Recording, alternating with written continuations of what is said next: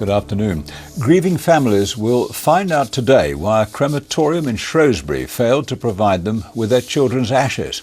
The findings of an independent inquiry into claims against Elmstree Crematorium are due to be published this afternoon.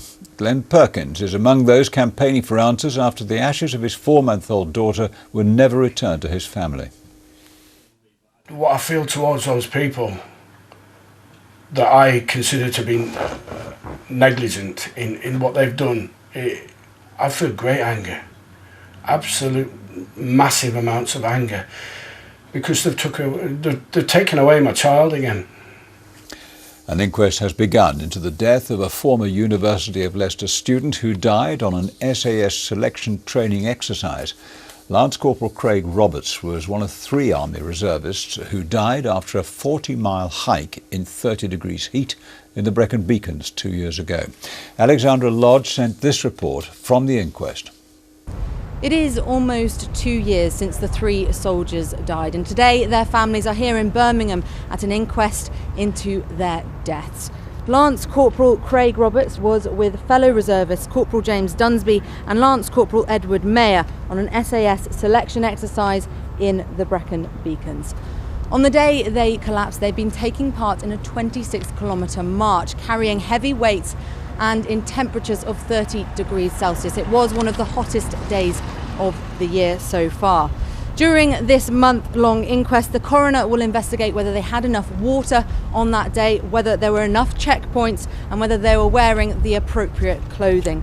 Ultimately, she wants to find out whether there are any lessons to be learned to avoid mistakes being made in the future. The family of a businessman from Wolverhampton found dead in India have paid tribute to him. Ranjit Singh Power disappeared in the Punjab at the start of May. His son has described him as best friend, teacher and leader. It's reported a man has appeared in court in India in connection with his death. In entertainment news, last night was a disappointing one for the Neil family from Solihull in ITV's Britain's Got Talent. The singing brothers and their father failed to win over the judges with their performance. Right, let's take a look at the weather forecast now. Here with all the details is James Wright.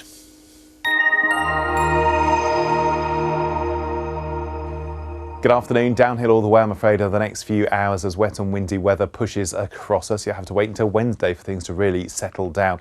In the next few minutes, a yellow warning comes into force across the whole of the West Midlands for strengthening winds. These are just the mean speeds. Add in the gusts and we could see gusts up to gale force in places, and that could bring branches down, even whole trees at this time of year.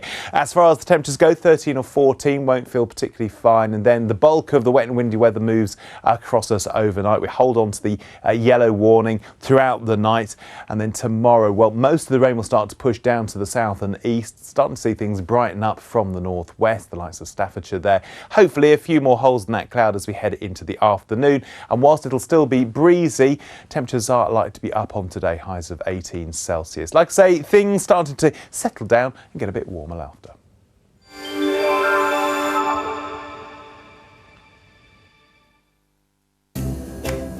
How are you today? Lloyds Pharmacy, proud sponsors of the Pollen Count. Well, needless to say, with this dose of wet and windies, we've got low pollen counts for today. And because it's going to remain a little bit unsettled tomorrow, low 2. Because we're at the beginning of the grass season, well, hopefully it'll stay low on Wednesday as well.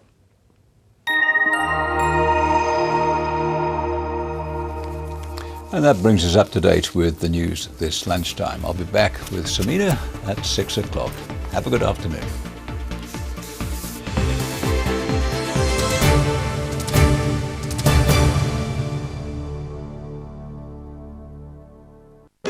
Ollie Smith is on a